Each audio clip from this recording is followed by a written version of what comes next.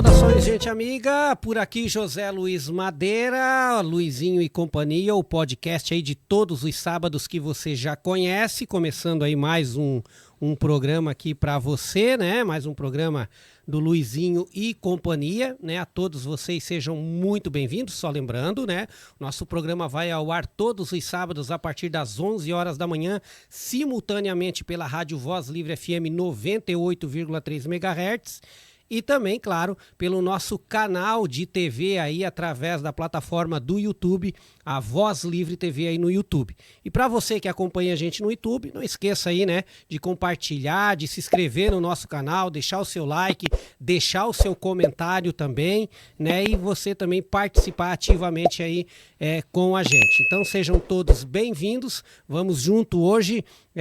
A gente vai estar conversando aqui com o vereador por Tubarão, o Matheus Madeira, né? E falando um pouquinho também, né, da região como um todo, porque o Matheus também faz um trabalho a nível regional. Ele que é jornalista também, né? Jornalista de profissão. Já vamos conversar sobre tudo isso com vocês. Sejam bem-vindos então ao Luizinho e Companhia.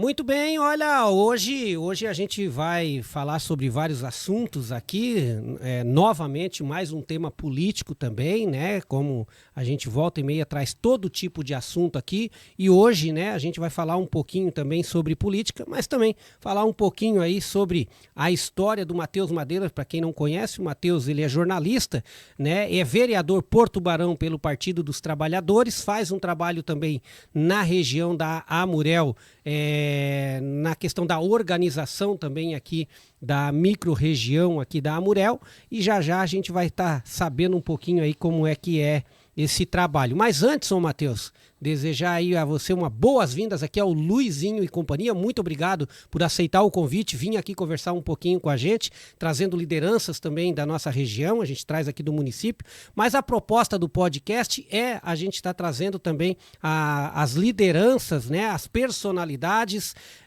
e as histórias de toda a nossa região, a região da Amurel, mas de toda a nossa região e o entorno aqui nosso também. Então, só para te conhecer um pouquinho como é que funciona aí o nosso podcast. Saudações. Obrigado, Luizinho. Somos Madeira, não somos parentes. Algum parentesco deve ter, né? Em algum lugar essas madeiras vão se encontrar, né? Mas eu fico feliz, eu agradeço o convite aí, né? Tenho bastante família aqui, família da minha mãe é toda aqui de São Ludgero. Eu morei aqui em São Ludgero, estudei aqui no Colégio Estadual São Ludgero aqui, então sou um pouco da terra aí também, apesar de hoje estar lá em Tubarão. Beleza, então, vamos começar por aí então, né? Quem é o Matheus Madeira? O Madeira, a gente estava vendo se a gente tinha algum parentesco, que daí é uma outra família. Talvez tenha ligação, né? Dizer que não tem, né? Já que é um sobrenome português, né? Uma ligação que talvez seja bem distante, porque a família da minha mãe, ela é toda aqui de São Ludgero. E a família do meu pai, que são os Madeira, são todos do Rio de Janeiro. O meu bisavô era português, chegou no Rio de Janeiro e constituiu toda a família lá no Rio de Janeiro. E a família do meu pai é toda constituída lá. Então os Madeira, meus parentes Madeira, são todos lá para o Rio de Janeiro. Eu não tenho parentes Madeira diretamente aqui, com exceção dos meus irmãos e tal, né? Porque daí meu pai do Rio de Janeiro casou com a minha mãe, que era de São Ludgero. Eu nasci no Rio de Janeiro, morei no Rio de Janeiro até os 13 anos de idade. E aí a gente se mudou para São Ludgero. Então, meu nome completo é Matheus Reutiger Madeira, eu sou Reutiger. A minha mãe é Schlickmann Reutiger, né? Então, família, essa sim, toda estabelecida aqui em São Ludgero. E meu avô era o Paulo Schlickmann, que deu aula, foi professor aqui no Colégio Estadual. Minha avó Maria Locke Schlickmann. Mas os Madeira, que eu não tenho parentes Madeira aqui mais ao sul do país, só lá na região do Rio de Janeiro e tal.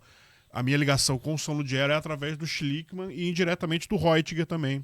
Aliás, diretamente do Reutiger, que é meu sobrenome, meu nome é Matheus Reutiger Madeira. Que é alemão, né? É alemão, tanto Schlickmann quanto o Reutiger, né? Aí vem de uma descendência alemã que veio para Santa Catarina e para São Ludgero especificamente. Certo, mas como é que houve essa ligação entre o teu pai e a tua mãe? Obrigado, André. Se conheceram trabalhando... Meu pai trabalhava na Serge, que é a Companhia de Eletricidade do Rio de Janeiro, E a minha mãe trabalhava na Celesc. Então, as duas empresas similares, mas de estados diferentes, se conheceram e aí se casaram. Inicialmente foram morar no Rio de Janeiro, de onde era a família do meu pai. Uhum. E depois, quando eu tinha 13 anos, a gente veio morar aqui em São Ludgero. Já vieram direto para São Ludgero, Direto pra Santa São Catarina, Ludgero. direto para cá. Sim. Até por causa da tua mãe, talvez. Exatamente. Né? Por causa da família da tua mãe. Família da minha mãe, por conta lá dos meus avós, que estavam ficando mais Uhum. velhos e tal. E a gente veio para morar com eles, né? Para viver com eles. Certo. Daí tu já veio para estudar aqui no colegial, aqui já, né? Eu vim aqui... O segundo grau que se falava, o talvez. segundo grau. É. Era a quinta série do segundo grau. Vim estudar aqui em São Ludgero e fiz aqui no Colégio São Ludgero da quinta à oitava série. Certo. Na época a diretora era a Jacinta Nils, era a diretora do colégio. E aí nossa vizinha aqui, inclusive. É, Ela mora aqui bem pertinho. Pô, faz muito tempo que eu não vejo. É. Eu tive muitos professores aí, aqui. Uhum. O Boni de Geografia. O Boni, nossa. O Tule de Educação Física, que acho que faleceu já, o Tule, né? Uhum. O Túlio faleceu. Isso. Então, enfim. O Nilão era da tua época? O Nilo, sim, Uhum. sim. Foi meu professor também. Uhum. Tudo da época... Era treinador da equipe ali da Sociedade ali de São Ludgero, que eu joguei ali também, né? Posso dizer que joguei bola ali também, né? O Nilo era o treinador ali. Uhum. Então, estudei aqui da quinta à oitava série. No segundo grau, o meu pai era funcionário da Unisul, eu consegui uma bolsa de estudos para estudar no Colégio Deon, e aí passei o segundo grau morando em São Ludgero e indo estudar em Tubarão. Então, meu pai que trabalhava na Unisul, a gente começou a estudar em Tubarão. Meus dois irmãos também estudaram no Deon em Tubarão.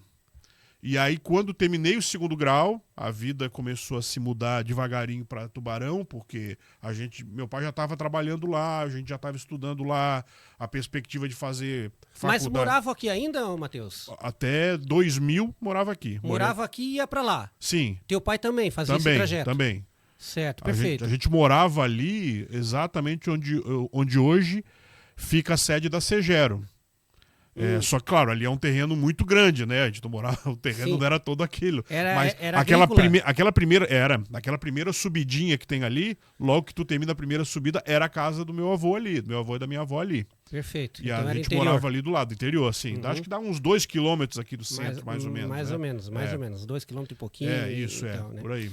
Certo. Aí, então, beleza. Aí tu começa a tua vida no Rio de Janeiro, vocês vêm para São Ludgero, tu tem toda uma adolescência, um início de juventude aqui em São Ludgero e já começa a ter contato com a cidade de Tubarão. Sim. Aí antes de tu te formar no segundo grau, já estavam morando lá ou ainda não? Foi bem nessa virada. A gente se mudou para Tubarão definitivamente em dezembro de 2000, que foi o ano que eu concluí o segundo grau. Uhum. Então eu fiz todo o segundo grau morando em São Ludgero e indo a Tubarão. E aí era uma rotina bastante cansativa, porque a gente ia e voltava todo dia. Era à noite? Tu estudava à noite Não, ou à tarde? estava de dia, de manhã. Ah, tá. De manhã. Uhum. Ia de ônibus de linha ainda não? Fui de ônibus de linha. Aqui pela Barra? Pela Barra também. Tinha um ônibus escolar, então a gente saía aqui geralmente pegava um ônibus ali, às vezes ali na Divina Providência, naquela saída da Divina Providência ali. Uhum. E muitas vezes, quando tinha aula à tarde, por exemplo, aí tinha que voltar pela Barra. Então eu peguei muito ônibus de linha para voltar pela Barra. Famosas ETL. Exatamente. Aí parava ali, né? Antes de chegar no centro, eu já parava ali. Ali na Unisul, é porque passava por ali a linha, né? Pra ir pra Sim. Aí pra era rodoviária, né? Isso, era ônibus de linha. Mas às vezes geralmente pegava ali na rodoviária de Tubarão. A antiga rodoviária de Tubarão. Na época a rodoviária era ali, bem no centro da cidade, né? Perfeito. Então só a conversa começou, essa introdução, pelo sobrenome Madeira, né? Sim. Aí a questão eu peguei pelo sobrenome Madeira porque o sobrenome Madeira é mais importante do que o Schlickman, né? E os Reuteker aqui, né? Então, aí é tu que tá dizendo.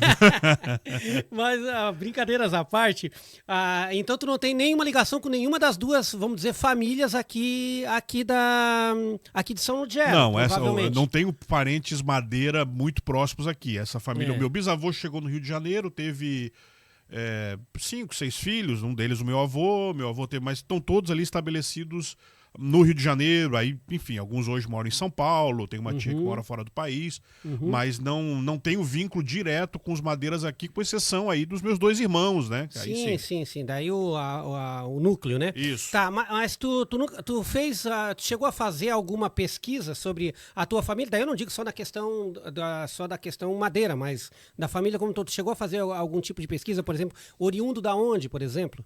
Não, o comandante da APM lá de Tubarão, que é o Wilson Schlickman Sperfeld, ele tem um levantamento bem completo ali, uma árvore genealógica aí, né? Para saber de onde veio o Schlickman, né? Ele é um estudioso especificamente do Schlickman. Eu já não sou exatamente Schlickman, né? A minha mãe é Schlickman Reutiger. Os irmãos dela são todos Schlickman Reutiger. Mas, de modo geral, como o Reutiger era o sobrenome do meu avô, geralmente é isso, né? O sobrenome do... O mais forte é os Reutiger e Madeira. O que vai ficando é o sobrenome do patriarca. Então, na nossa família, os Schlickman já estão rareando um pouco, porque o que está ficando é o Reutiger. Perfeito. Não, eu falo isso porque, falando da minha descendência da questão do Madeira, a gente aqui do Bom Retiro, até estava falando com o professor Celso, tu deve ter conhecido o professor Celso Wernick também, eu fiz um podcast com ele aqui, inclusive está aqui no canal, para vocês que queiram acompanhar, uma entrevista bem bacana aí, ele levanta bastante a questão histórica da questão educacional aqui do município de São Gero, que se confunde com a história dele ali também. E aí nós estávamos vendo assim, a questão de como vem, né? Por exemplo, os Madeira provavelmente vêm da ilha de Madeira mesmo, falando da nossa geração, que era aqui do Bom Retiro, naquela caída lá, não para Baixadinha, para outra virada ali da onde tem os hotéis ali. Nós somos conterrâneos do Cristiano Ronaldo, né? Que é da Ilha da Madeira. É, isso aí. Ele é da Ilha da Madeira. E aí, assim, não sei se isso tem alguma ligação a ver Madeira com a Ilha da Madeira, porque antes os sobrenomes eles tinham alguma ligação com a profissão ou com a função daquela família ou daquele feudo ou condado, enfim, né? E aí acaba o sobrenome vindo sendo absorvido pela questão da pessoa. Ô Matheus, muito bem, aí vocês se estabelecem em Tubarão, estão hoje até lá? Ficaram lá, adotaram lá, não quiseram mais vir pra cá, né? Não. Nem o teu pai, nada, ficaram lá, hoje estão lá. O meu pai já morreu, meu pai morreu já foi em 2010, né? Faz 15 anos já. 15 anos. Mas a minha mãe vive lá em Tubarão, minha irmã, nós estabelecemos em Tubarão. Eu comecei a fazer faculdade lá em Tubarão de jornalismo e comecei a trabalhar no jornalismo em Tubarão e aí me estabeleci por lá, né? Já estudava em Tubarão desde 98, já fiz o 2º grau todo estudando em Tubarão, morando em São Gero, mas estudando em Tubarão. 2001 comecei a fazer a faculdade de jornalismo lá na Unisul. E em 2001 também comecei a trabalhar na área, nos veículos de comunicação lá. Passasse por onde lá?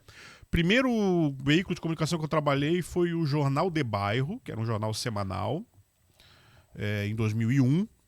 Mas lá foram poucos meses. Logo em seguida eu fui para o Diário do Sul, 2002, que é o jornal diário ali de Tubarão, é o maior veículo ali de Tubarão. E de certa forma estou no Diário do Sul até hoje, né? Desde 2002... até hoje, então, são 23 anos. Tu escreve uma coluna ou Hoje eu faço uma coluna no Diário do Sul, uma coluna semanal. Então, eu fui repórter, trabalhei bastante tempo na editoria de esportes, cheguei a fazer coluna esportiva lá também. Acompanhei bastante aí o Tubarão, o Ercílio Luz, enfim, toda a trajetória aí, futsal. E com o tempo fui migrando para a política também. Comecei a escrever sobre política, que é onde hoje, né, a coluna que eu faço até hoje lá é sobre isso. Certo, até ia falar que, né, como é que tu tem uma linha esportiva e acaba indo para a linha política, que são duas linhas bem diferentes nos editoriais do jornal, são duas linhas totalmente diferentes, né? Eu sempre gostei. Nós estávamos falando, bom, o Matheus é jornalista, tua formação é jornalista. Sim. Tu tens algum mestrado, alguma coisa nessa área? Não, eu tenho uma pós-graduação em gramática de texto que eu não concluí, que eu não fiz a monografia, né? Então não tá conclusa. Mas eu tenho uma pós-graduação em gestão pública também, pela UDESC. Tu fez gestão pública. E fiz uma pós-graduação também em desenvolvimento regional ali na própria Unisul. Então eu tenho formação em jornalismo, com essas duas pós-graduações aí, uma incompleta. A gestão pública já foi pela tua linha de já ir para a questão política? Sim, eu tive uma primeira experiência na gestão pública em 2013, quando o Olávio Falquete foi eleito prefeito de Tubarão. Então, nesses 4 anos ali, eu fui secretário de governo. Então, tive uma primeira experiência na gestão pública. Até então, não tinha tido. E aí, comecei a me interessar e, depois disso, fiz a pós-graduação da UDESC em gestão pública. Essa da Unisul também de desenvolvimento regional, que também tem a ver com desenvolvimento público, né? De estratégias coletivas entre os municípios, consórcios e tal. Então foi a partir dali. Ali em 2013 eu começo, de certa forma, uma trajetória política pública também. Certo. E na militância, tu começa ali também no governo do Olávio? Não, bem antes, assim. Eu, quando comecei a fazer a faculdade, eu já comecei a me envolver com alguns movimentos de política estudantil. Me identifiquei com o campo da esquerda e comecei a militar dentro do PT. Então me filiei ao PT em 2002 e participei já de alguma coisa da eleição de 2000, mas a partir de 2002 comecei a participar, a militar dentro do Partido dos Trabalhadores. E aí 10 anos depois desse começo é que a gente foi efetivamente vencer a eleição lá de 2012 e aí participar do governo do prefeito Olávio. Certo. Aquela eleição lá em do Olávio lá, foi eleito vereador? Foram eleitos 3 vereadores. O PT não tinha vereador até então. O PT até então, em Tubarão, tinha tido um mandato único de vereador, tinha sido do Matusalém dos Santos, o advogado, foi vereador de 93 a 96. Depois disso, o PT não tinha conseguido mais eleger vereador. Aí nessa eleição que o Olávio venceu, em 2012, a eleição Olávio foi candidato contra o Stipe, Carlos Stipe, que é um ex-prefeito da cidade, tinha sido 2 mandatos prefeito, contra o Pepe Colasso, que era o prefeito na ocasião, né, era candidato à reeleição. Hoje deputado estadual? Hoje deputado estadual, exatamente. Na época ele era o vice-prefeito e o prefeito era o Manuel Bertoncini. O Manuel Bertoncini faleceu, né, teve um câncer de pulmão e faleceu no último ano do governo. Pepe Colasso, que hoje é deputado estadual, era o prefeito, foi candidato à reeleição. E o Edinho Beis também foi candidato à eleição naquela. Foi era candidato... só fera da difícil.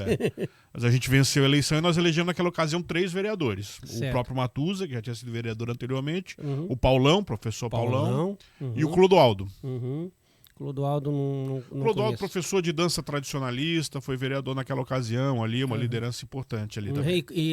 Pois é, aí tu falou a questão do Pepe Colasso, eu só quero fazer um parênteses aqui, que a gente fez também um podcast com o deputado Pepe Colasso, e eu vou deixar aqui também fixado aqui para vocês queiram acompanhar também, né? Para quem gosta de política, né? Vou deixar fixado aqui também em algum lugarzinho aqui do vídeo aqui para você, se você tiver interesse também. Beleza, já eu vou trazer essa questão à tona, da questão da organização partidária, da tua militância e tudo mais, e falar da questão da região também, mas antes, ainda para nós encerrar da questão da questão familiar, mais 2 coisas. Como é que é o teu contato hoje com a família que está aqui? Porque tu falou dos Reutker, né? E então tu é parente aqui do Eric, deles ali do advogado Eric, porque o pessoal conhece bem o Eric aqui, né? O Eric é meu primo. Então, e tu tem mais algum familiar assim próximo como o Eric? Eu tenho hoje duas... Que não seja da família do Eric. Sim, eu tenho 2 tias que moram aqui em São Ludgero, né? A Celina, que é a mãe do Eric, sim, né? E o Henry, que é filho do Eric também. É a Marta, que é professora, mora ali perto do cemitério. Ela é mãe do Dudu, que é um aluno da PAI. Mas ela já foi, ela não é mais professora, né? Não, ela é aposentada. Sim, aposentada, a Marta, conheço bem a Marta e tal, A Marta é minha tia, a Marta é irmã da minha mãe. Mas ela é Schlickman? Schlickman Reutger. A Reutker também? Também, originalmente é Reutker. Daí ela é Marcelino. Né? Marcelino, porque é o caso por conta do marido. Do marido, sim. Do Negão, falecido Negão, né? Isso mesmo. Que era o marido dela. Conhecemos bem ele era pedreiro também. Exatamente, Virgínio. Mas todo mundo chamava de Negão. Eu conheci bem ele porque ele era bem amigo do pai também. O pai também era pedreiro, né? O meu pai também, meu finado pai, né? E aí a gente acabamos conhecendo bem ele, os filhos dele, a gente conhece, que criamos junto também ali, né? Sim. Mas enfim, então... A minha mãe tem 10 irmãos, né? Hoje que moram em São Ludgero são só esses 2, porque outros estão espalhados. Tem Tem um tio que mora em Orleans, que é o Sávio. Uhum. O Sávio, sim, o Sávio, pô. Rotariano ele, o Sávio Rotariano. O Eric Rotariano, porque eu também, nessa época aqui da fundação do Rotary aqui, eu fiz parte também naquele momento, devido depois a várias situações, até questão profissional, a gente teve que deixar um pouquinho de lado algumas coisas, né? Mas eu passei e era bem nessa época, até não sei se o Eric deve estar ali ainda, né? Mas aí o tio dele, que é o Sávio, o Sávio, ele ajudou a formar aqui, então a gente costuma dizer que o Orleans é padrinho.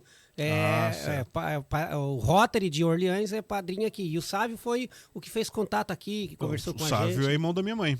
Isso, o Sávio, que daí eu sei que é ali. Enfim, e a tua família? Tu é casado, não é casado? Tem filho, não tem filho? Não sou casado, não tenho filhos, então ainda...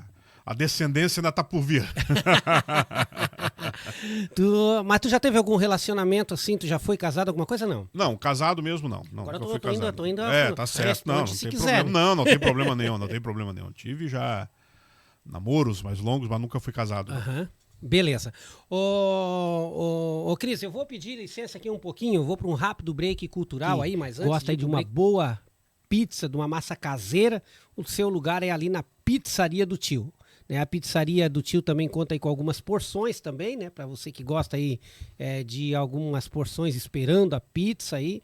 Então ali tem, né, batata frita, tem aipim, peixe, enfim, né? Para você que queira também aí degustar de um bom aperitivo aí antes da pizza. Conta com espaço kids também, né? Para família ali que tem a criançada ali, deixar a criançada num lugar mais...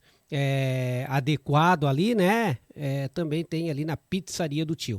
Além disso, a Pizzaria do Tio também atende aí por delivery no 36570171 ou pelo WhatsApp no 99923-2485. Pizzaria do Tio fica aqui na Rua da Beira Rio, a Rua Henrique Robod, entre as duas pontes aqui no município de São Lugero, bem na Beira Rio mesmo, a Rua da Beira Rio. São Paulo Magazine, mandar um grande abraço lá pro Hélio, pra Sumaia, para toda aquele pessoal bacana lá da São Paulo Magazine, né, que conta aí com moda masculina, infantil, feminina, tem tudo em cama, mesa, banho, tapeçarias, cortinas, enfim, tudo aí para você e para sua casa, para você que gosta de andar bem vestido, seu lugar é ali na São Paulo Magazine, 3657-1090, o telefone aí de contato. Mandar um grande abraço também pro pessoal lá da Autobus Veículos, que sempre acompanha aí o nosso podcast também, pro Lico, pro Marcelo, pro Marcos, enfim, para todo aquele pessoal bacana lá da Bus Veículos também, sempre aí com a gente também, e também o pessoal lá da Bus Terraplanagem, né, que fica ali na saída para Braço do Norte, a Bus Terraplanagem, aí o ponto de partida da sua obra começa aí pela Bus Terraplanagem. Já já estamos de volta.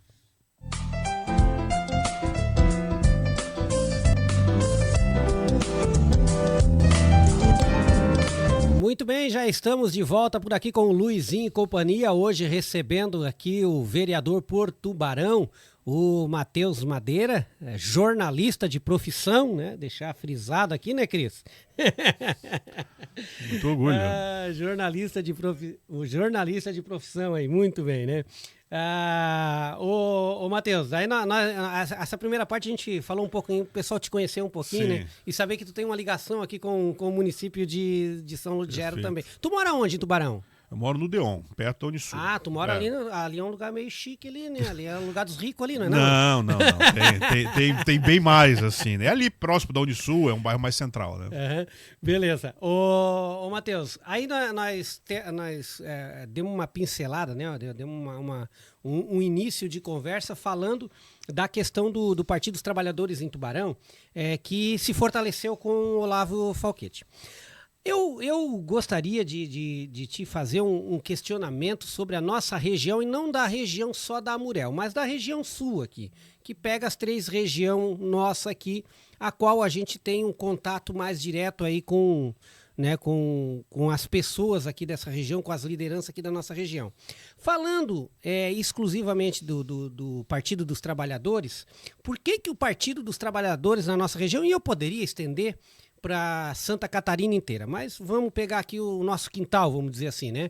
Por que o Partido dos Trabalhadores ele dá ele cresce, pega cidades importantes como Criciúma, por exemplo, Tubarão também, mas Criciúma, que é um polo, né? É um polo aí na questão econômica aqui da nossa região, referência, né? Até para outros estados. Se falar São Paulo, falar Criciúma, vai saber a questão de Criciúma. Então eu falo por essa importância. Sim.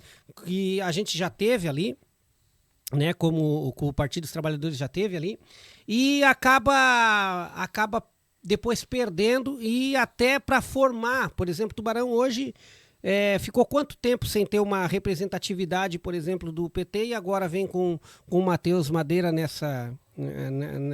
agora nessa última eleição. E por que o PT não se fortalece nessa região?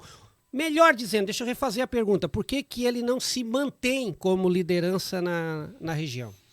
Bom, Luizinho, lá na época, quando a gente, nesse mandato do Olavo, que foi 2013, 2016, eu lembro que a gente tinha 3 das 4 maiores prefeituras aqui do sul do estado, já que a gente está falando do sul do estado. Naquela época, a maior cidade do sul do estado é Criciúma.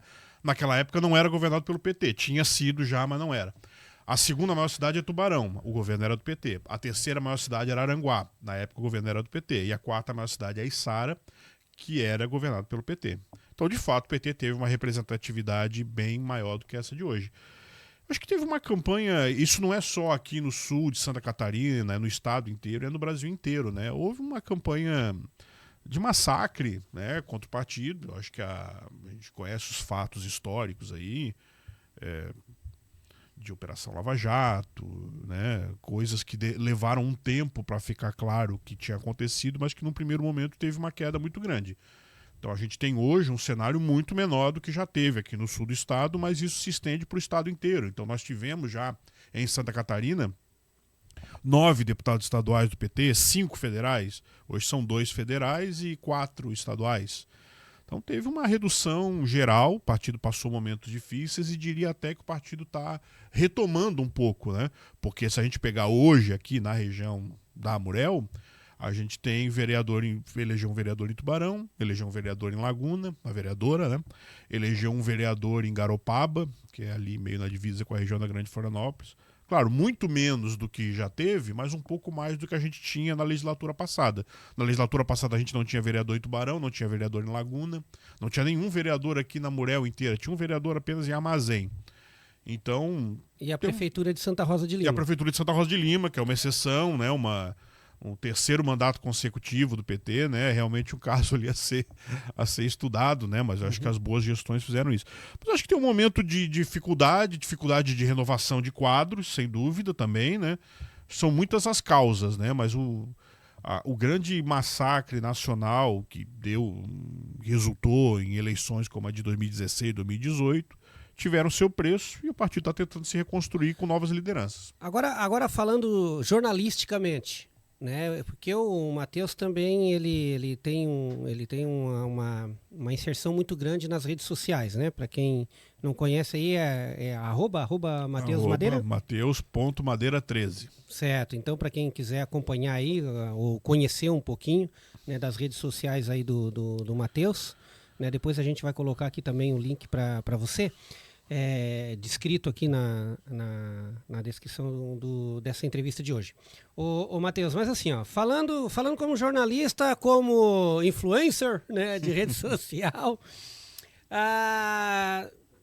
o partido não pecou em divulgar melhor os fatos. Por exemplo, você falou ali da Lava Jato, Mensalão, poderiam pegar. Se a gente analisar a questão, se a gente for pegar assim, a questão de investigação, não a publicidade que se deu, porque a publicidade que se deu foi tudo em cima do PT e dos agentes políticos do PT, deputado do PT e tal. Mas a gente sabe que os partidos que estavam envolvidos ali era uma gama grande de partidos, inclusive conhecidos em Santa Catarina. Poderia renomear vários aqui, que era o que tinham a maioria desses agentes políticos envolvidos. Não faltou uma comunicação melhor, porque estes partidos souberam esconder isso. E, vamos dizer, mostrar uma outra situação. Esses partidos, inclusive, é que falavam que o PT é que que era o causador disso tudo, quando na realidade, claro que tinha o envolvimento do PT também, né? Mas eu quero dizer quando na questão da quantidade de agentes políticos envolvidos nessa questão era muito maior de outros partidos. Repito, tinha do partido também, mas eu acho que será que não faltou essa comunicação? Não, sem dúvida, né? Eu acho que a gente olha hoje numa perspectiva histórica e vê as coisas de um jeito muito diferente, né? Então hoje está muito claro que o processo da Lava Jato foi conduzido através de um conluio entre o juiz e o promotor da época, que os dois tinham planos de entrar na política e estão na política hoje, né? Tanto o procurador da época, o promotor, melhor dizendo, o Deltan Dallagnol, se elegeu deputado federal, foi cassado, mas ele tinha plano de entrar na política. O juiz da Operação Lava Jato, ele se tornou ministro do governo que ele ajudou a eleger com a Operação Lava Jato. E depois se tornou senador, e hoje pode ser candidato a governador, a senador, enfim, de novo, e tentou ser candidato a presidente. Só que na época isso não estava tão claro. Hoje, vendo com distanciamento histórico, a gente consegue entender que havia um conluio de um promotor, de um procurador com o juiz, que tinham intenções políticas e por isso conduziram a operação de um jeito a minar a força do governo que a gente tinha na época e tal, né? E isso começa lá no golpe contra a Dilma e tal. Agora, claro que, além desse contexto histórico, sem dúvida, né? O partido precisa fazer uma análise de como ele poderia ter reagido a isso tudo, quais as estratégias de comunicação, as renovações de quadros que deveriam ter acontecido já desde aquela época e não aconteceram. Então, com certeza, o partido também precisa analisar, entender o que aconteceu, né? E acho que tudo é uma bola de neve, né? Chega uma hora que a redução de quadros, redução de mandatos, o partido fica muito baseado nos seus mandatos. E de repente os mandatos começam a rarear, você começa a perder cadeira na Assembleia, cadeira na Câmara dos Deputados, cadeira nas câmaras de vereadores, começa a perder prefeituras, naturalmente o partido vai perdendo capacidade de dialogar com a população, né? Então eu acho que é uma reflexão que tem que acontecer, porque o partido continua sendo atacado, vai ser atacado novamente. Militar à esquerda é saber que vai se lidar sempre com um ataque desleal e a gente precisa estar preparado para novos momentos como esse, né? Então os fatos têm que trazer um aprendizado, sem dúvida. Perfeito. Aí você fala de todo esse contexto da Lava Jato e tudo, né? Como você colocou a palavra, o conluio ali contra a administração na época e depois contra o PT e continua isso ainda em cima, muito em cima, batendo forte em cima do PT. Com certeza. Né? Até hoje as pessoas têm um reflexo daquilo, né? E muita gente se nega e renega o PT, rejeita o PT sem saber direito o que está fazendo. Na verdade, né, está rejeitando uma ideia de uma ação que envolveu vários partidos, e o PT também tem lá a sua participação como vários outros, mas num processo que foi conduzido por pessoas que queriam tomar o poder à força, né? Infelizmente é isso. Tá, e como que você vê essa questão hoje do Bolsonaro?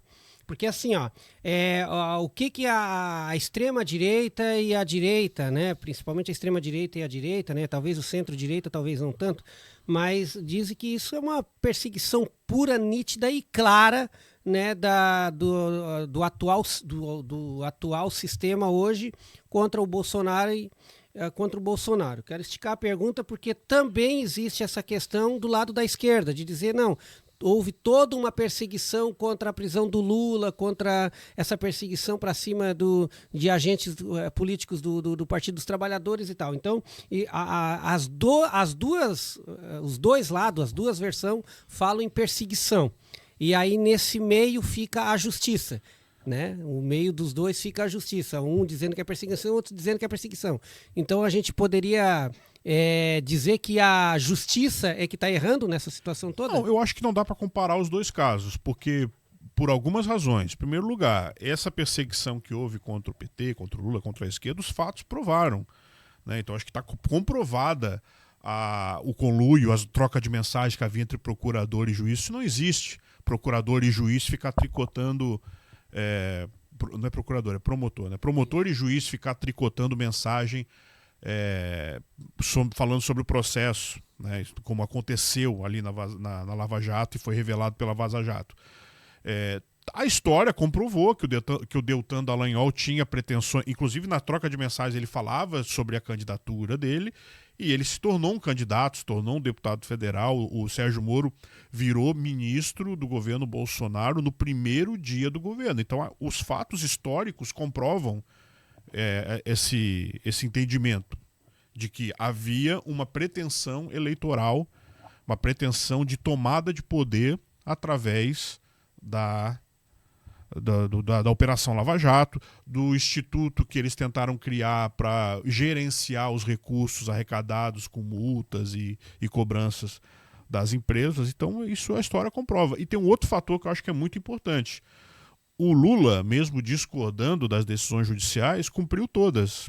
Teve condução coercitiva, foi preso e ele cumpriu todas as decisões. E acho que todo mundo aqui compreende que o Lula tinha e tem articulação para, se quisesse, sair do país. Ele não saiu porque ele quis cumprir a decisão judicial. Essa é uma decisão, essa é uma constatação que a gente precisa fazer. O Bolsonaro, a gente pode lembrar que já dormiu em embaixada, está tentando protelar, está tentando passar um projeto de anistia no Congresso que é absolutamente inconstitucional.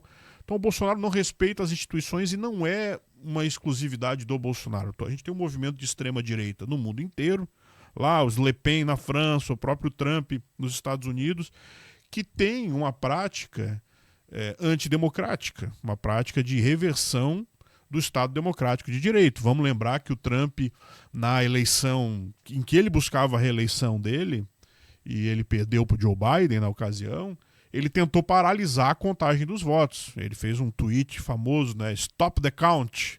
Ele quis interromper a contagem dos votos quando ele viu que ia perder a eleição. Então, o respeito às regras, eu acho que tem dois fatores aqui que separam muito essas duas alegações. O primeiro é o respeito às regras. O PT, a esquerda, discordando ou não, cumpriu todas as regras, cumpriu os mandados de prisão. O Zé Dirceu foi preso, o Lula foi preso, e quem está os absolvendo é a história. Com algo muito diferente do que a gente vê acontecer com o Bolsonaro, que tenta descumprir as decisões judiciais o tempo todo. E vamos lembrar, o Bolsonaro dormiu em embaixada já, né, com medo de ser preso, embaixada aqui no Brasil. E o segundo ponto que eu vejo é a trajetória histórica. Quem está dizendo que o Moro, o Dallagnol fizeram um conluio porque eles tinham pretensões de tomar o poder, é a história, é o que eles fizeram ali em diante. Vamos lembrar, o Moro impediu o Lula de ser candidato, o Bolsonaro ganhou a eleição em 2018, o Sérgio Moro tomou posse no governo no dia 1º de janeiro de 2019. No primeiro dia do governo, o Sérgio Moro tomou posse como ministro. Então é a história que está dizendo, não sou eu. Perfeito. A questão voltando aqui à questão de Santa Catarina, foi um fato, essa questão que você fala que já teve 9, né? Eu costumo dizer 10, né? Porque... querendo ou não, a Odete estava junto ali e ficou junto até o final, né? Então eram 10 e aí eu venho na questão da organização, do porquê que o PT não é forte aqui em Santa Catarina, sendo que já passou por momentos fortes em várias cidades, né? No oeste, até mais do que aqui no sul. E esses, na sua avaliação, esses mandatos eles não pecam um pouco na questão de não de divulgar, né? Que divulgar peca até hoje ainda, na minha opinião, né? Vendo se comparar com a direita, porque a esquerda ela peca muito nessa questão, porque a direita ela faz muito bem isso, né? Ela trabalha muito bem essa questão da publicidade, ela sabe que a propaganda realmente influencia e ela sabe usar muito bem isso. Mas eu falo dos próprios gabinetes. Por que os gabinetes, eles não organizaram o partido? Porque eles estavam espalhados em Santa Catarina inteira. E tinha, como você bem falou, tinha 5 federal. Né? Depois caiu para 3, agora está em 2, né? 2 federal. E chegou a cair para 1, né? Agora teve uma. Na outra na legislatura passada era um só. Era um só. E essa agora só não aumentou um pouquinho, não foi para 3, porque teve uma questão ali de uma. Da votação de uma individual, candidata, de uma candidata que perdeu os votos, né? Eu acho que foi uma coisa assim. Se ela tivesse ganhado, seria do partido aquela vaga. Mas não vem ao caso, não tem 2.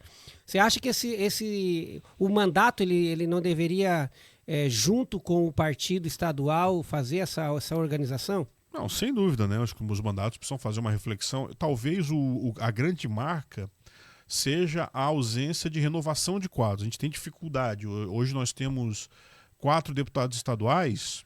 Os 4 deputados estaduais têm muitos mandatos acumulados, com exceção ali do Fabiano da Luz, que é que está no segundo mandato dele, mas ele é um mandato originário do mandato do Dirceu Dresch lá atrás, né? O Fabiano era do grupo do Dirceu Dresch e foi candidato quando não teve mais, quando o Dirceu resolveu ser candidato a federal. E os federais também. Então nós temos assim uma dificuldade de novos nomes entrarem no circuito e trazerem novas práticas. Eu acho que não tem muita dúvida de que a direita entendeu bem antes da esquerda a dinâmica das redes sociais. E a eleição de 2018 foi claro com relação a isso, né? Quando a gente viu, havia um uso de WhatsApp que a gente não entendia, e isso explicou por que o Bolsonaro, ninguém acreditava que o Bolsonaro chegaria, e quando se viu, a campanha dele estava em pé através das redes sociais, não através dos veículos normais, TV e tal. Agora, eu tenho uma visão otimista com relação a essa renovação de quadros por conta dessa geração de vereadores que está eleita aqui em Santa Catarina. Então a gente tem lá em Florianópolis a Carla Aires, o Bruno Zilioto, para falar dos vereadores do PT, em Criciúma a Giovana Mondado, que é do PCdoB, que faz parte da federação, o meu mandato em Tubarão, o Rodrigo em Garopaba, a Tanara em Laguna, para falar aqui dos mandatos aqui da região sul, Célio Elias e Foquilinha, que é vereador também. Então eu vejo alguns nomes novos entrando no circuito através das câmaras de vereadores. Seria importante que eles chegassem também aos altos espaços de poder, porque é uma geração que entende melhor o funcionamento das redes sociais. E eu acho que o grande desafio do PT é esse, é um desafio geracional de renovação de quadros, porque de fato os mandatos poderiam, talvez, ter feito um desempenho melhor na divulgação dos feitos do governo federal e até dos antídotos contra essa campanha de difamação que o partido sofreu. Tá, tu acha que a tua campanha, a rede social te ajudou? Porque tu era bem ativo, né? Com certeza. Acho que continua sendo sim, ainda, né? Sim. Mas tu acha que foi... Com certeza. É uma novidade, uma dinâmica nova, né? As campanhas, as candidaturas que nós tivemos ali em Tubarão, e é muito difícil um partido não tendo vereador, não fazendo parte do governo, o partido furar a bolha e eleger o primeiro vereador, porque é difícil fazer chapa nessa condição. E as nossas candidaturas eram candidaturas, não só a minha, como as demais candidaturas que ajudaram o bolo de fazer a legenda, eram candidaturas fortes nas redes sociais. Então, eu tenho certeza que isso foi importante. Você fez um levantamento da última eleição, tanto para a prefeitura quanto para vereadores no estado? Aumentou, não aumentou, estagnou ou diminuiu? Tu fez esse levantamento? Tu diz em relação... No estado. Do PT. Do PT. O PT hoje tem um pouco menos de vereadores do que tinha, o número total caiu um pouco, mas a boa notícia... acho que tem 2 boas notícias em relação ao que a gente tinha no estado. Primeiro que o PT cresceu um pouco em cidades um pouco maiores. Então o PT não tinha vereador em Tubarão, elegeu. O PT não tinha vereador em Laguna, elegeu. O PT não tinha vereador em Balneário Camboriú, não tinha eleito vereador em Balneário Camboriú na eleição passada, passou a ter. A bancada em Florianópolis era de 1 vereador, passou a ser de 2. São José, ali na Grande Florianópolis, não tinha vereador, passou a ter 1. Manteve uma cadeira em Joinville. Então Blumenau tinha 1, passou a ter 2. O PT perdeu alguns mandatos de vereador em cidades pequenas, especialmente no Oeste, porque aí está acontecendo um movimento interessante dentro do PT. O PT estava muito concentrado no Oeste. Na legislatura passada, o PT tinha 4 deputados estaduais, todos do Oeste. E o PT tinha 1 deputado federal que também era do Oeste. Então todos os mandatos de parlamentares do PT estavam concentrados no Oeste. Hoje ainda está quase assim. Os 4 estaduais são todos do Oeste. Dos 2 federais, 1 é do Oeste. E tem a deputada Ana Paula, que é da região de Blumenau, né? Também não chega a ser aqui do Sul. Porém, o PT cresceu aqui no litoral e no Sul em mandatos de vereadores. Vamos torcer para que isso aconteça também na eleição do ano que vem. O Décio Lima indo para o segundo turno não deveria ter melhorado essa questão dos vereadores, das candidaturas para vereadores e para o executivo? Mas eu vejo que melhorou, né? Como eu falei, a gente teve um crescimento de algumas de representação nas cidades um pouco maiores, especialmente no litoral. O crescimento aqui no litoral foi bem intenso, foi bem interessante. Em algumas das perdas que nós tivemos no Oeste, também se justificam por conta da formação da federação. Então, por exemplo, em Chapecó, o PT elegeu um vereador só, mas elegeu 2 do PCdoB. Então, hoje em Chapecó, a gente tem 3 vereadores da federação. Então, acho que teve um crescimento. É claro que isso precisa ser respaldado agora na eleição de 2026, no ano que vem. Certo. Ô Matheus, assim, ó, como é que tu vê hoje o quadro para estadual? Não falo só do PT, falo do quadro geral. Como é que tu tá vendo isso? João Rodrigues, né, o próprio Jorginho Melo, como é que tu tens acompanhado assim, como é que tu tá analisando? Eu vejo que tem 3 frentes postas para disputar a eleição do ano que vem. Eu vejo que a candidatura do Jorginho Melo, claro, ele é candidato à reeleição. Sim. E está muito clara as articulações. Ele teve até no final de semana em Tubarão e falou já num vice do MDB, do Carlos Bolsonaro. A chapa do Jorginho Melo, a gente já está vendo ela ficar meio pronta, né? Meio desenhada, assim, né? Eu acredito que nesse desenho não tem espaço para o PSD e o João Rodrigues é candidato, pelo que ele tem reafirmado, pelo bloco que ele tem condições de formar. Uhum. Então acho que vai ter uma segunda candidatura mais à direita, talvez com União Brasil e Progressista, que forma a federação, Partido Novo, enfim. Uhum. E acho que vai ter uma frente à esquerda, eu acredito que com uma união do PT, PCdoB, PV, PSOL, PDT, PSB, eu acredito que vai ter essa frente também. Acho que essas 3 frentes estão montadas aí pra gente ter eleição. Claro, a do Jorginho, até porque ele tá no poder, tá no governo, com mais desenhado. E as demais faltando juntar as peças ainda, mas eu acho que vai ser por aí. Como é que tu veja a situação, essa fala do Jorginho Melo, que praticamente deixou claro que o Bolsonaro, o Carlos, né, estará aqui em Santa Catarina pegando a vaga para senador aqui, para concorrer, né, a senadora aqui, e a questão do MDB como vice, não é como senador, não é como vice na chapa. Isso já deixou isso muito bem claro, inclusive, né, foi um recado direto para Carol também, né? Assim ele inclusive falou da Carol, né? Sim. Então ele já deixou bem claro como é que tá desenhando isso aqui. Como é que tu veja o PP União Brasil?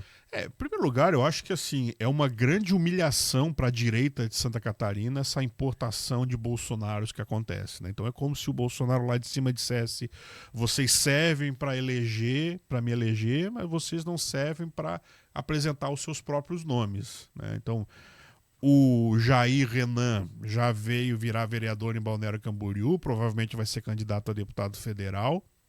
O Carlos Bolsonaro vem para ser candidato a senador sem histórico nenhum com o Estado, né? Então eu vejo a direita sendo humilhada pelo bolsonarismo, né? Dizendo: aqui vocês só servem como capachos para nossa família. Então eu vejo um problema ali, né? Falando sobre a composição da chapa do Jorginho, eu vejo que não tem mais muito espaço, né? Eu acho que ali ele vai ter que escolher entre a Caroline de Tony ou a mim. E acho que se o Amin não for candidato ali, ele vai acabar sendo candidato na chapa do João Rodrigues, né?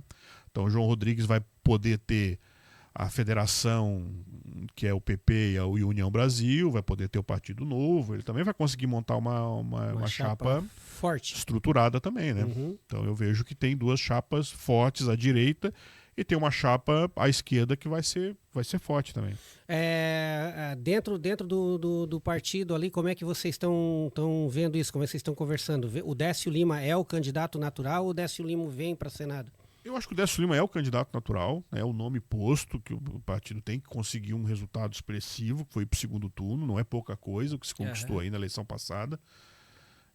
Então o Décio é o candidato natural. Claro que se daqui a pouco se avaliar que estrategicamente ele ser candidato a senador pode ser melhor ou não, isso vai ser avaliado no momento. Agora, ele é o nome para liderar esse processo aí, né? A ideia e a intenção do Décio sempre foi agregar mais aliados, né? Então, pelo menos aí os aliados mais à esquerda, PSOL, PCdoB, PSB, PDT.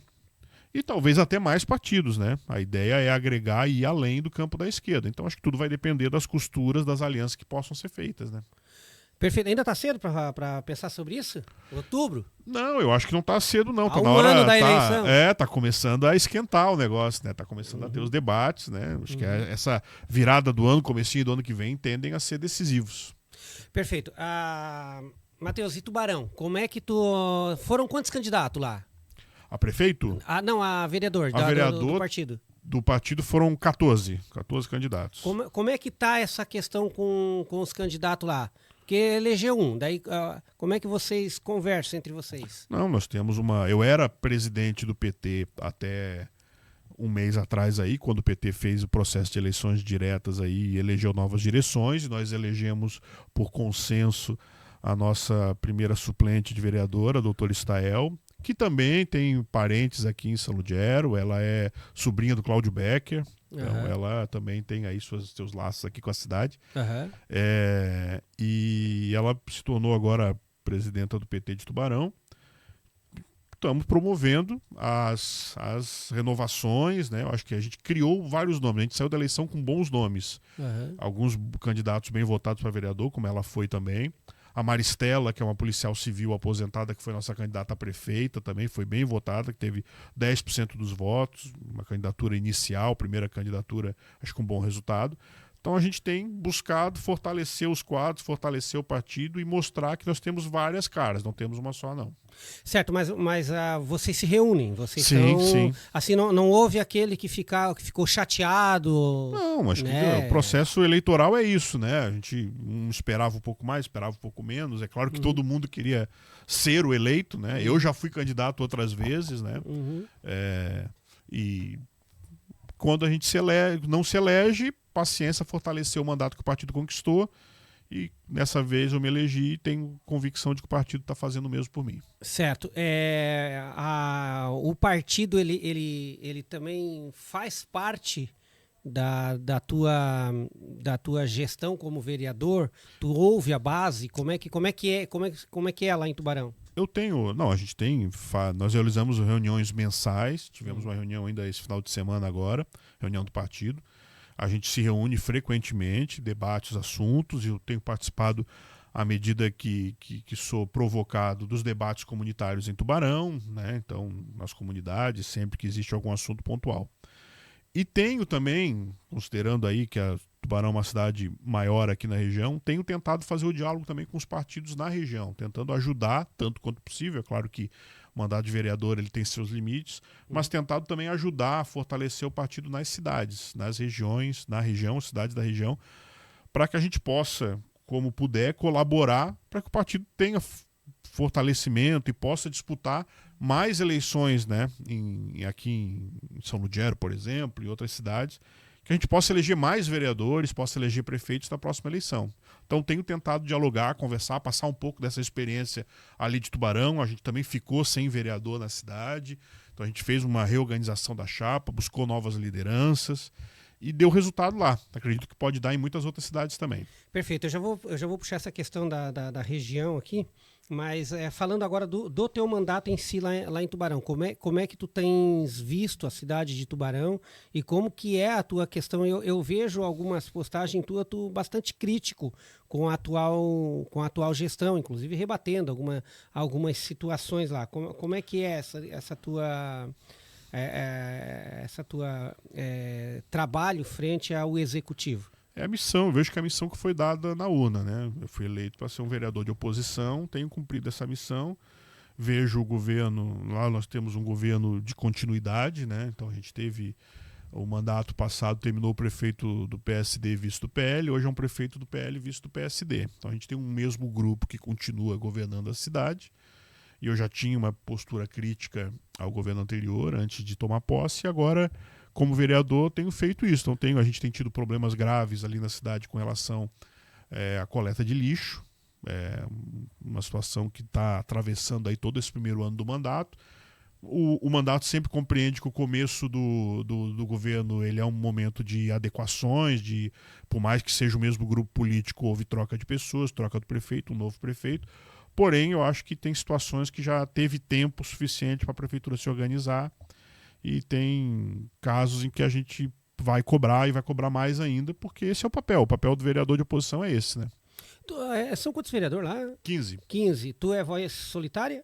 A gente tem eu tenho na oposição, a gente tem o meu mandato, e a bancada do PP, do Partido Progressista, tem 3 vereadores também, e também são 3, o PP também não fez parte da composição do governo. Então, esse é o bloco da oposição. Mas eles são oposição? São de oposição, claro que cada um tem seu estilo, né? Sim. Então, os demais vereadores, eles talvez nem todos façam da maneira como eu faço. Cada um tem seu estilo. Eu tenho um estilo um pouco mais ligado às redes sociais, que não é exatamente o estilo desses 3 vereadores mais de oposição. Mas cada um faz oposição do jeito que entende que deve fazer. Ô, Matheus, agora sim, falando um pouquinho da organização da região aqui, da Micro, tu tens passado nas cidades, tu falou que tem vereador aqui na região da Murel, tem vereador em Laguna? Em Laguna. Aqui na Murel, Laguna, tem Garopaba, que Sim, entra ali na Grande Florianópolis, mas é o finalzinho ali, vamos contabilizar. Aqui na Murel é isso, e aí a gente tem um mandato também em Forquilinha. Forquilinha. E tem a prefeitura de Santa Rosa de Lima. Santa Rosa de Lima, que inclusive não tem nenhum vereador de esquerda lá. Exatamente. É um caso interessante ali. Ali por uma questão estratégica, o PT nem teve candidatos a vereador lá, né? Lá foi feito um entendimento ali junto com o MDB e tal, enfim, foi o que eles entenderam fazer lá. Tu tens ido nessas cidades aonde tens ido Santa Rosa de Lima, tens ido a Laguna, tens visitado? Tenho, eu trabalhei antes de tomar posse como vereador, eu estava atuando no gabinete da deputada Ana Paula Lima. Então era liberado? Sim. E aí eu fiz, e agora em algumas rodadas de entrega de emenda, eu tenho participado, indo junto, entregar, e sempre que possível conversado com as lideranças locais. Então passo na cidade, geralmente mando uma mensagem, ligo, tô passando aqui pela cidade. Às vezes dá certo, às vezes não dá pra gente conversar. Também, claro que eu tenho a minha rotina lá de trabalho também, e as pessoas têm as suas rotinas de trabalho também, então às vezes eu passo na cidade, mas agora eu tô trabalhando, tá, tudo bem, vamos combinar outro dia e outro dia vai dar certo. Tenho tentado sempre trocar uma ideia, conversar e falar um pouco da experiência do que a gente fez em Tubarão, porque eu vejo que em muitas cidades o partido está tentando se organizar, e às vezes não conseguiu fazer chapa na eleição municipal passada, conseguiu, mas não conseguiu eleger.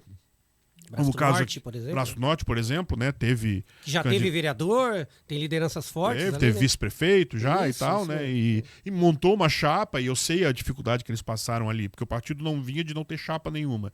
É muito difícil tu erguer a primeira chapa, mas eu tenho certeza que se eles continuarem, se eles preservarem as lideranças que foram formadas ali, o partido pode colher bons resultados no ano que vem. Então, no que eu puder ajudar, tenho tentado colaborar e conversar com eles. Perfeito. Aqui em São Geraldo, tu tens conversado com o Edson aqui, o presidente? Tive aqui quando tive até aqui na rádio também, falei com o Edson, estive conversando com o Edson e tenho tido contato com algumas pessoas aí e tal. Acho que é importante que a gente puder colaborar, contribuir para que o partido de repente consiga apresentar uma chapa na próxima eleição com viabilidade de pelo menos eleger vereador, né? Certo. Para encerrar, o Matheus, como é que tu veja a nível nacional? Como é que tu tá vendo o presidente Lula? Ele naturalmente, né, eu acho que não tem mais um caminho de volta, ele vai ser o candidato natural pelo Partido dos Trabalhadores, mas como é que tu veja a direita para fazer esse embate eleitoral com o Lula? E o Lula,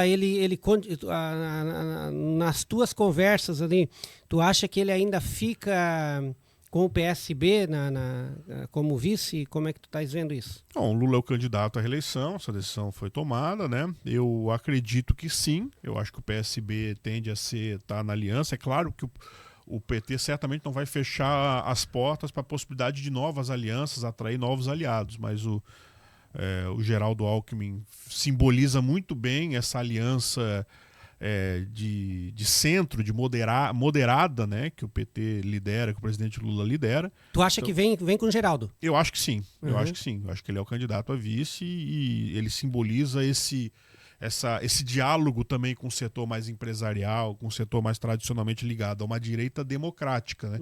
Porque eu vejo que a direita democrática no Brasil, ela foi engolida por uma extrema-direita e hoje ela está pagando preço por isso. Eu vejo hoje assim, a direita, uma candidatura à direita no Brasil, ela precisa do Bolsonaro para arrancar, mas ela não consegue chegar com o Bolsonaro, porque o Bolsonaro hoje atrai muita rejeição, isso é o que as pesquisas estão indicando. 65% da população contra a anistia. Então, toda a pauta que o bolsonarismo tende a trazer para essa eleição e tem uma rejeição social muito grande. Então, eu vejo que a direita está naturalmente dividida, porque a direita tradicional, a direita que a gente tinha, que foi simbolizada pelo PSDB, pelas candidaturas do Fernando Henrique, Serra, do próprio Geraldo Alckmin, essas candidaturas, essa direita democrática, ela se permitiu ser engolida pelo bolsonarismo. E hoje ela está meio sem saída, né? Então eu vejo que a solução para o campo democrático brasileiro é a reeleição do presidente Lula, nessa aliança que inclui inclusive setores de centro-direita, é uma aliança bem ampla, né? E o Geraldo Alckmin simboliza muito isso. E a gente precisa virar a página de autoritarismo, de defesa de ditadura, de tentativa de golpe de Estado, que é o que representa o Bolsonaro e o bolsonarismo. Certo. E o Tarcísio, tu acha que ele vem ou que ele não aposta, ele fica em São Paulo? Eu acho que ele vai ser candidato a governador em São Paulo, vai tentar se manter em São Paulo, porque eu vejo que ele vai ter, se ele quiser fazer um discurso moderado à direita, que não é a natureza dele, ele é um radical, mas se ele quiser fazer um discurso moderado, ele não vai ter o apoio dos Bolsonaro. E se ele não tiver, e se ele quiser fazer um discurso radical, ele não vai conseguir transpor a barreira da oposição, da rejeição que a população tem a essas pautas extremistas. Então eu acho que ele vai acabar sendo candidato a governador em São Paulo, que ele certamente, sendo o incumbente, sendo o dono do poder, o dono da caneta, obviamente ele tem uma condição privilegiada de ser reeleito. Perfeito. É igual o Jorginho Mello aqui, por exemplo, Exatamente, né? Tá com a caneta na mão, tem o poder de articular não, e o Jorginho diria que é um bom governo, mas ele, com as condições que o poder lhe dá, ele obviamente tem uma competitividade muito grande. Bom, aí é outro debate. É a tua análise, né? Se é bom ou não o governo. Sim, né? claro. Mas assim, mas o que eu quero dizer é que tem a caneta na mão, tem o poder de articular com os partidos da base e até outros partidos. Ainda falando de São Paulo, não tem como não falar, a maior cidade da América Latina, né? Tu acha que o Lula aposta no Haddad ou no Boulos? Agora o Boulos indo pro governo agora... Vamos ter que ver. Será que já não trouxe o Boulos pensando em São Paulo? Pode ser, né? Eu acho que não para a eleição desse ano agora, né? Eu acho que o Boulos dificilmente vai pro governo agora em outubro para sair em abril, que é o que teria que acontecer. Então eu acredito que o Boulos não vai ser candidato na eleição do ano que vem. O Boulos pode ser uma construção para o futuro, né? Eu acho que o Boulos não vai ser candidato esse ano. O Haddad é uma possibilidade, né? O Haddad vai concluir a passagem dele pelo Ministério da Fazenda, mesmo tendo sido profundamente atacado, ele vai concluir com uma reforma tributária, que já está concluída, com essa reforma do imposto de renda que vai acontecer para o ano que vem, que foi aprovada e vai ser botada em prática no ano que vem, isenção de imposto de renda para quem ganha até R$5.000, isenção parcial para quem ganha até R$7.000. Então o Haddad vai terminar com um conjunto de conquistas impressionante, né? E eu acho que ele, para o que ele for candidato, ele tem trabalho para apresentar. Perfeito. Ô Matheus, eu queria agradecer tu ter vindo aqui, disponibilizado aí essa horinha aí para a gente fazer um bate-papo aí, né, sobre a tua pessoa, a personalidade que tu é na região, né, e principalmente na cidade de Tubarão, querendo ou não, a maior cidade da região da Murel aqui, né, da Murel, a qual São Ludgero faz parte, né, da região da Murel, né. E eu deixo o microfone para que, se alguma pergunta que tu gostaria que eu tivesse feito para ti e eu não fiz, fica à vontade de responder aí. De qualquer maneira, muito obrigado, viu? Luizinho, eu só agradeço aqui o convite. É um prazer sempre voltar aí a São Ludgero, e foi um prazer relembrar aí essa trajetória aqui pela cidade, a chegada, a ida para Tubarão, os tempos em que eu estudava em Tubarão, mas morava em São Ludgero e voltava todo dia. Da Barra do Norte, que tu lembrou, o ônibus ali, né? Barra do Norte tem que fazer aquele pedacinho de asfalto ali, né? Tá faltando. E é uma promessa do... Não, mas vai acontecer, né? Acho que o deputado Volney Weber aí tá cuidando dessa situação aí. Demanda? No intervalo a gente lembrava aqui que quando a gente chegou, a gente teve que comprar um telefone e foi comprado naquele tempo, que tinha que comprar linha, tal, ação, as cotas, que tinha que entrar na fila, né? A gente comprou na época o telefone do IBA, que tinha concessionário Ediba aqui, né? Isso, tem IBA. Concessionário ainda? Tem, imagina. Então, foi Forte. comprado na época dele ali, né? O telefone dele ali e tal. Então, foi um prazer estar aqui, relembrar, falar um pouco do futuro, do presente, e me coloco à disposição aí da região. Acho que é papel também de quem tem mandato, tá aí participando dos debates, inclusive na região. Então, tenho tentado visitar as cidades, falar com as lideranças, e onde eu puder colaborar, eu estou à disposição. Perfeito, então tá aí, você acompanhou hoje o Luizinho e companhia, hoje conversando aí com o vereador pelo Partido dos Trabalhadores da maior cidade da Amurel, a cidade de Tubarão, Matheus Madeira. Agradecer a todos vocês que ficaram aí com a gente, que acompanharam a gente aí também nesse bate-papo descontraído aqui, né? E dizer para vocês, né, que você pode estar acompanhando a gente todos os sábados a partir das 11 horas pela Voz Livre TV no canal do YouTube ou na rádio Voz Livre FM 98,3 MHz aqui para a cidade de São Lugero e no nosso aplicativo da onde você estiver. E se você estiver acompanhando a gente aqui pelo YouTube, não se esqueça aí de se inscrever, comentar, deixar o seu like, fazer a sua participação aí e fazer o nosso canal cada vez crescer mais. A todos vocês um grande abraço, um beijão no coração e até o próximo Luizinho e companhia.